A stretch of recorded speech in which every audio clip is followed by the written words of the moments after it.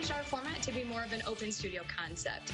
New mitigation efforts are in effect, how gyms are responding to the changes. Plus, how Speaker Madigan is staying in the race to keep his seat, why he says he's not backing out. And COVID-19 cases are on the rise, why health professionals are urging people to rethink how they celebrate the holidays. You're watching your local news leader. This is The Morning Show on WCIA 3 News. Thanks for joining us this Sunday morning. I'm Jamie Mays. Here's a look at today's top stories. Gyms and fitness centers are allowed to stay open during the new mitigation plans. WCIA 3's Cole Hankey tells us how they are adjusting to the new rules. Gyms and fitness centers were spared in the latest round of COVID mitigations from the state. During the stay-at-home order in the spring, gyms, like everywhere else, were shut down. Now, under the new rules, they can have up to 25% capacity.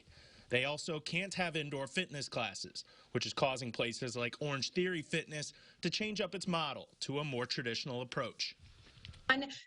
Small group training classes, and now we've just changed our format to be more of an open studio concept. With that, the member gets to come in, safety precautions, of course, thermometer check, two safety questions, and a squirt of that hand sanitizer prior to going into our facility. Contact tracing data from the governor's office did not list gyms and fitness centers in the top 10 places for possible exposure or for the places with the most traced exposures. Governor Pritzker's plan was made up by doctors, and he said the new information they have about the virus really impacted the new plan. Now we know there's a low level of risk with certain kinds of activities if you're not packing people indoors, if you can do some of it outdoors and so on, and you see that reflected in the decisions that were made about this Tier 3 mitigation. For Heather Cox, owner of 3 different Orange Theory franchises, she is just happy they are able to stay open this time around. She says it's not just the usual safety precautions like masks and hand sanitizer keeping their gyms safe. It's the fact that their ventilation systems were designed to continuously bring outside air in, making it safe for COVID. So it's not that the governor is just kind of picking who and cannot choose. It's all being done by the stats, by the numbers. Even though capacity is limited, people still have to wear masks inside the gyms. Good morning and thanks for joining us out there. A bit cloudy out there in Gibson City right now. We've had some rain showers throughout the day, expected to continue. As we go these morning hours, they'll clear out, but I think the clouds are going to stick around. We'll call it a nice day overall here. We get that rain out of here. Drier weather will be arriving soon. I think you'll like what tomorrow brings, but still dealing with some of these lingering showers here. Notice this light blue trying to sneak on in here from Watsika down to Sheldon, over towards Cissna Park, Loda, Buckley, even sneaking over towards Roberts. Maybe a little snowflakes mixing on in there. Again, let us know if you see any. We think most of it is a cold rain this morning with temperatures at the surface just above freezing as far as it goes. The last of the moisture trying to exit through the region right now. Most of that rain now along and east of I-57. Still some lingering showers towards McLean County and down the I-55 corridor towards Springfield. I think most of the rain will continue to work its way out. We'll be on to a drier afternoon before all is said and done. In the meantime, temperatures out there this morning down into the 30s in most spots. 37 in Danville, 38 in Champaign. Watsika also at 37. That gives us an idea that more than likely it's a cold rain, but enough cold air aloft is generating some snow in the atmosphere, melting before it makes it to the ground, and probably going to miss out for many of us as this particular system. Through the day today, we will still have some showers in the morning hour. They'll be working their way out. I expect a cloudy day.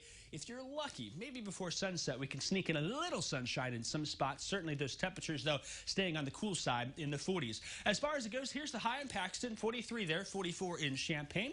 We'll get to 46 in Springfield, Taylorville at 45, and then Charleston, 44, 45 for a high in Paris. Coming up later on in the show, we'll talk more about what the next couple of days bring. There's another round of rain on the way, and I'll have a look at your 7-day forecast. All right. Thanks, Jacob. And traffic was backed up for hours yesterday. It happened on I-74 near Prospect Avenue in Champaign. A man threatened to jump from the overpass, then negotiated with him for several hours and were able to safely stop him from potentially harming himself. He's been taken into custody and to a local hospital for treatment. And House Speaker Michael Madigan is not backing out of the race to retain his seat. 18 House Democrats have announced they will not be voting for Madigan for Speaker in January. Madigan said he will not back out, even though several people close to Madigan were hit with federal bribery charges last week. He believes that since the federal authorities did not charge him, he is not implicated at all in the investigation. House Minority Leader Jim Durkin disagrees. The federal government doesn't work that way. They build their cases up from the ground, and they provide foundation for new charges against different individuals. I've seen this happen multiple times over the years, and that's how the U.S. Attorney's Office works. Only one other House Democrat has entered the race for Speaker. One candidate will need to get 60 votes in the House to be named Speaker. And Capitol Connection airs later this morning. Our Capitol Bureau Chief, Mark Maxwell, has more on what you can expect. Jamie, good morning. It was a rough week for House Speaker Michael Madigan, who saw federal prosecutors bring criminal charges against 4 of his close friends and allies. 3 of them former executives or lobbyists with ComEd. Another was the former CEO of ComEd. The Speaker is still not facing charges, and he's still digging in his heels, defending himself, saying he's not been charged and he doesn't plan to go anywhere. But that's not up to him. It's up to at least 60 House Democrats who would have to vote to keep him as Speaker in 2021 and beyond. That's when they draw the political maps, and already 15 of 72 or 73 House Democrats have said no, they're not going to support Speaker Madigan. That would normally be enough to count him out, but it is Speaker Madigan after all, and he has a track record of winning. Could he peel some of those votes back into his corner? Could he still make his case and win some votes? That remains to be seen. We're going to dig into the analysis of that. House Republican leader Jim Durkin joins us on our program in just a moment. We also have our Reporters Roundtable with the 3 political reporters from WBEZ who have broken a lot of the stories in this ComEd corruption case. But also, as the state is caught in the throes of the coronavirus reaching our record levels of hospitalizations and infections and deaths still rising, Dr. Ngozi Ezike joins us for a one-on-one interview about the coronavirus, COVID-19, hitting hard right ahead of the Thanksgiving holidays. Jamie.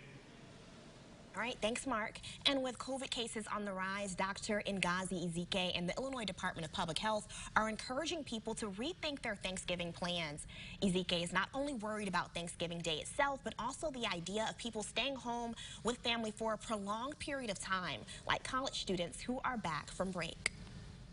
Test today, yes, you can be confident that I'm not infectious today and I can enjoy the dinner, but I can't tell you about tomorrow or the next day. So unless you have that repetitive screening that was, exemplified in the professional sports league, you can't really make those same inferences. Every region of the state is still above the 8% positivity rate threshold for new mitigations. Region 6 without U of I student test is 14.6%. And a clear night sky is something some may take for granted. How one photographer is reminding people of its beauty. Up next. This portion of WCIA 3 News.